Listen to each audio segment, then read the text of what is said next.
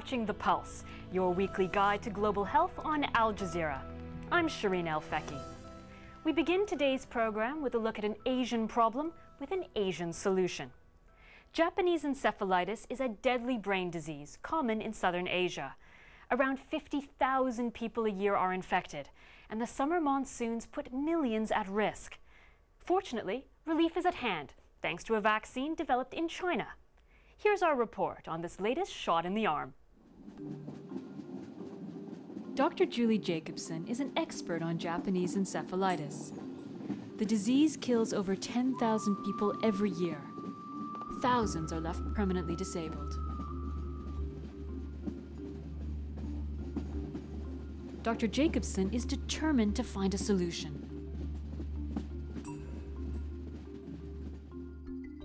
And so she's come to Uttar Pradesh, in northern India, where there's been an outbreak of Japanese encephalitis.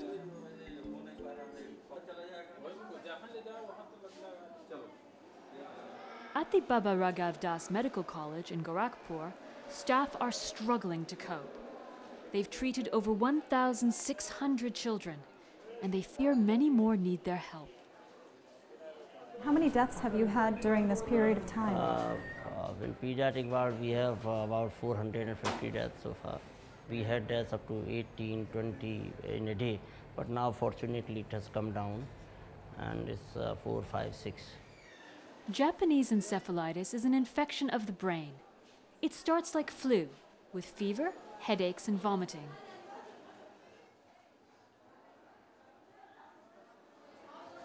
But many patients deteriorate rapidly. They have convulsions, lose consciousness, and fall into a coma.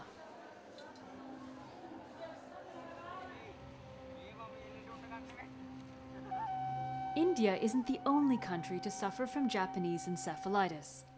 The disease affects a vast stretch of Asia.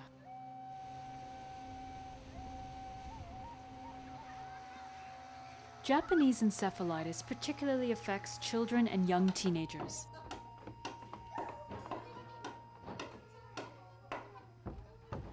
When it strikes, about a third of children die. Another third survive, but suffer such severe brain damage that they are handicapped for life. Only a third recover sufficiently to return to school and lead a normal life. Japanese encephalitis is caused by a virus and spread by mosquitoes. These mosquitoes are different to the ones which cause malaria.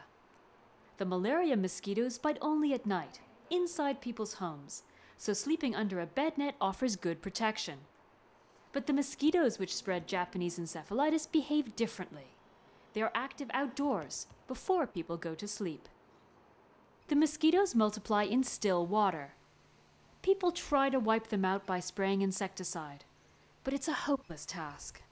This kind of paddyland is perfect breeding ground for the mosquito that transmits this virus. The rice paddies, on average, can produce 30 to 50,000 mosquitoes in one night. So as you imagine, that's a large amount of mosquitoes that can infect a lot of people.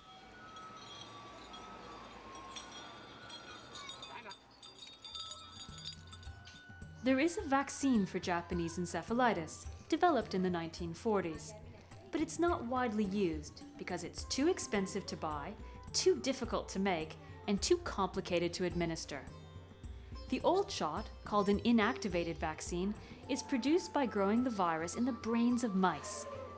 One mouse produces only one dose of vaccine, so you need millions of mice to immunize millions of children. There has to be a better way. Developing a new, safer, and cheaper vaccine is tough. But China has done just that, and now it's helping its Asian neighbors. Dr. Wang Lisha has been working with the Chengdu Institute of Biological Products in China. The institute has developed a different type of vaccine, which uses cells in a test tube, rather than live mice, to produce virus. This process makes the vaccine much cheaper and easier to manufacture. It's about 10 times less expensive compared with the current inactive vaccine. One of the challenges we've had in the field with using the inactivated vaccine has been that the schedule is very difficult. It requires 2 doses, first given about a week to 2 weeks apart, followed by another vaccine in a year, and multiple boosters. Will the Chinese vaccine have a similar schedule? We found that most parents, they just visit the village doctor once rather than twice. That's what most of the provinces are doing in China. So they integrate the live vaccine already into routine immunization. China has exported its vaccine, as well as inoculated 200 million of its own children. The vaccine is being taken up in Sri Lanka, across Asia, and elsewhere.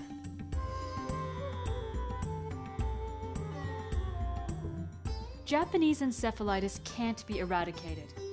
But thanks to the prospect of affordable mass vaccination, the chances of bringing it under control are a lot brighter.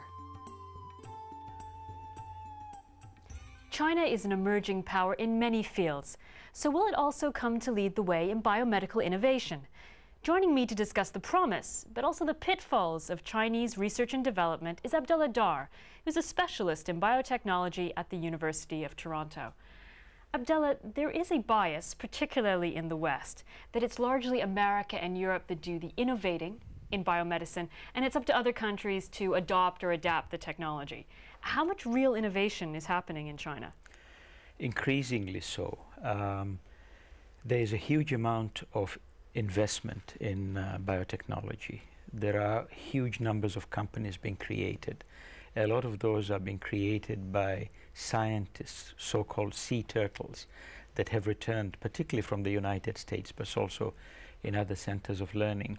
And they are creating small and medium enterprises focused on innovative products, rather than, well, if you, they created the first gene therapy for nasopharyngeal cancer, and that's the first gene therapy in the world to be licensed for use by the general public, and is already being used on thousands of people.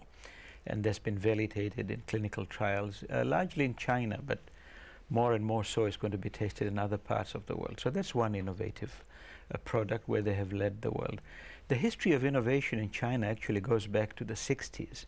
They were the first country in the world to purify a synthetic protein, which was insulin, in 1965.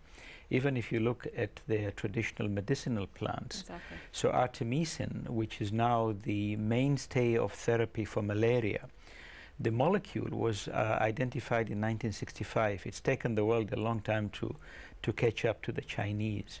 Now tell me, there is again a bias in the West that yes, China may be able to leap ahead in some fields of biomedicine, but that's because it doesn't hold to the same bioethical standards. That in a sense it's the wild, wild east of biomedicine. What's your view on that? So again, less and less so. The regulatory environment has improved despite the recent scandal where the head of the State Food and Drugs Administration was executed because of corruption. But nevertheless, the regulatory environment is improving. They're developing guidelines. They don't have as many inhibitions, for example, in the use of stem cells and so on.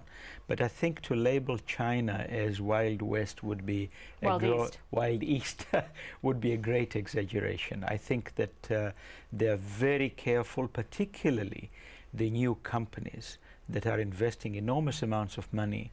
Reputation to them is everything, and they are pushing for good environment in regulation. So I don't think that that's a fair criticism, and it's going to improve. Now you mentioned the sea turtles. Yes. How much of an impact are Chinese scientists returning from abroad having on the culture of innovation in China? I think on the culture, hugely. In terms of the overall production of biotech products, they are a small minority at the moment, but the important thing to remember is that they are almost exclusively going into innovative science and technology, and that's got a time lag before you see the products. But in terms of changing the culture, pushing for better regulations, bringing in foreign investments, energizing partnerships with multinationals and other companies abroad, bringing in knowledge, training people locally. They're having a big impact. So when do you think we can start to see this wave of Chinese products?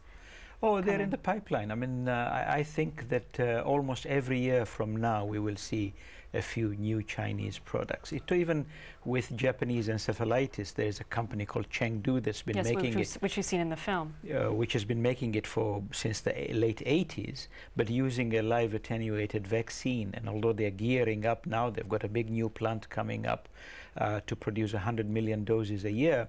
There's another company called Sinovac that's producing an innovative new vaccine against Japanese encephalitis. So even in things like that, they're innovating now. And it's your feeling that the regulatory system is going to become more robust, so that Chinese products, we should be glad, not fearful that they're coming our way? Absolutely, absolutely.